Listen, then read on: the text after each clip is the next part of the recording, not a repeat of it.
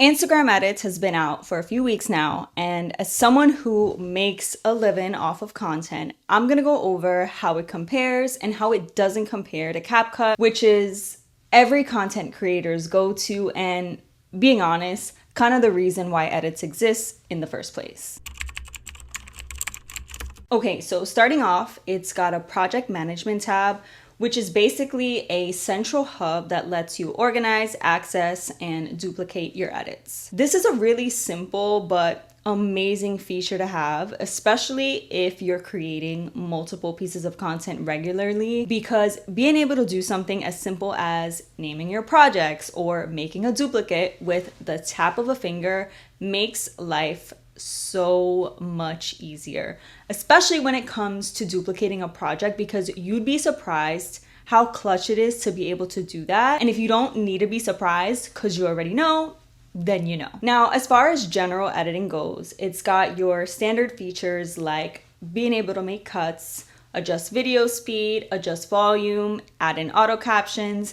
And I will say there's a pretty generous amount of fonts that you can choose from. The only thing that sucks is that you can't upload your own fonts to edit like you can on CapCut, which to me is important and therefore kind of limiting if you're trying to work around specific branding parameters. Also, the font animation options aren't as robust as they are on CapCut. Like Edits has, I believe, 6 font animation options, whereas CapCut has a ton that you can choose from and apply when a font is entering, exiting, and just like continuously showing up within a cut or a frame or whatever, which, you know, it can make your content more dynamic and engaging. Another general editing feature with the Edits app is the ability to add overlays. The only thing I don't like is that you can't crop them or remove their background in app the way you can on CapCut. So if that's something you wanted to do with an overlay in an edit, you'd basically just have to do it outside of the Edits app, save it to your device, and then add it onto your project. Listen, I just want to say my intention isn't to pick apart the app because I know it's new and there's definitely more to come, but these are features that every content creator, especially seasoned content creators, use regularly. So I want to mention these shortcomings because that'll obviously impact the way a creator would go about making an edit. No pun intended. But anyway, when it comes to audio related matters, you can record voiceovers, import your own audio, and of course, since it's an Instagram app, you have direct access to Instagram audio, including a trending sounds tab, which I really like. I do want to note though that when it comes to having an audio library with a selection to choose from, that's okay for commercial use, CapCut, between the two, is the only app that has a library specifically for this. So if you're making edits that require some background music for a brand or whatever reason, CapCut will be your best bet. Otherwise, you can just get the audio that you need and then upload it to Edits. So really, honestly, the only difference is that it requires a little more work and the fact that, yeah, there isn't a library. As far as sound and audio effects goes, it's not as robust as CapCut's and doesn't have like some of the standard editing sounds we all know and recognize, but I do think that they've got a pretty solid set to choose from that are actually usable in many contexts, like a sensor bleep, the typing sounds, and a ping. But again, definitely not nearly as much and as dynamic as CapCut. Now, onto video quality. Posting content onto Instagram in 4K without the quality being diminished is an actual reality now. Like, we're here, we made it. Edits lets you switch between color grading and resolution options, and one of those options being 4K, and a 4K that actually is 4K once it goes up on Instagram. Because up until this point, whenever you uploaded a video in 4K onto the platform, there was a huge chance that that quality wasn't going to be displayed on Instagram. That being said, I always recommend recording in 4K and using your back camera whenever possible because, as we all know, it's the better camera. You can also record content in app, and it has a hands-free timer. It has a green screen feature and different zoom settings when recording on the front and back camera. However, it doesn't have a teleprompter feature like CapCut, which is such a drawback if your content requires you reading off a script because you've got to hit certain points, or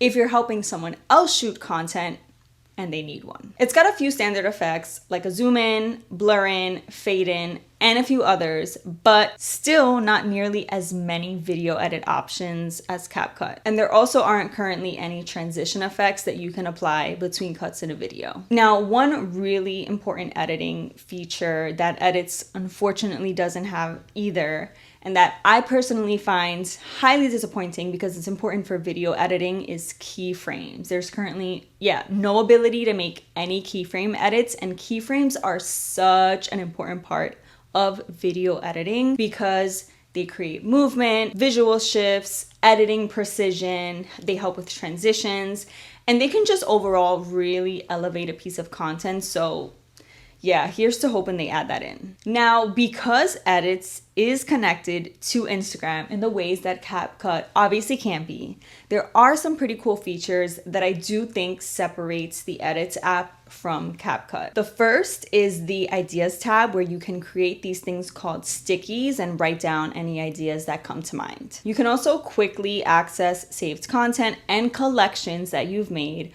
which is typically where people save content they like or are inspired by or want to try their own version of. There's another tab called the Inspiration tab, which is where you can watch reels in the Edits app to pull inspiration from other creators. And I've noticed as I've scrolled through this that a lot of the reels that come up in the Inspiration tab use trending audios, which I'm sure was 100% intentional on Instagram's part. Another feature I really like, because numbers don't lie, is the Insights tab, where you can see how your reels specifically are performing. And it's got some pretty detailed insights that the regular professional dashboard on Instagram doesn't have. Like, it tells you the skip rate, the share rate, the save rate, which are really good to know because the head of Instagram, Adam Mosseri, even said himself that the metric the algorithm looks at to decide if it's gonna keep pushing real content out is the share rate, amongst a few others, but the share rate is definitely one of them. So which platform is better? I honestly think the answer all depends on what type of editing you're trying to do. If you're trying to edit content that's a bit more detailed as far as like the depth and possibilities of your edits goes, I'd personally use CapCut. I use CapCut to edit content for my clients and also my YouTube videos. And actually, you can't even adjust the aspect ratio of a video on Edits, which I didn't mention. You can't do that right now. And the time limit for a video on Edits is 10 minutes. So I couldn't even edit a YouTube video on there if I wanted to, if it was past that time. But anyway, if you're trying to put something simple together, like a simple talking head video, and you're just looking to get a message across with some basic editing features and ensure that the actual video quality of the content you're sharing is good, at least when it gets put up on Instagram, then I'd use Edits. Like, although there are some limitations to the app so far, I still think it's got a pretty solid foundation to make edits with it that are like actually post worthy. And also, listen, again, like the app is still new, so they're definitely gonna release updates and features as time passes. And Adam Mosseri did hint at the fact that it'll eventually have paid features just like CapCut. So there'll be even more updates and features to access behind a paywall. So yeah, while Edits is off to a decent start and isn't taking the place of CapCut right now, it's still worth having and using, and at the very least worth getting comfortable with to avoid any learning curves later, because there's obviously definitely more coming down the road. Well, that's it for this video. If you made it this far, thanks for watching. And if you're new to the channel, my name is Crystal and I'm a freelance social media specialist covering all things social, so news, culture, and the occasional 101. So if that's something you're interested in, hit that subscribe button because there's more to come. Till next time.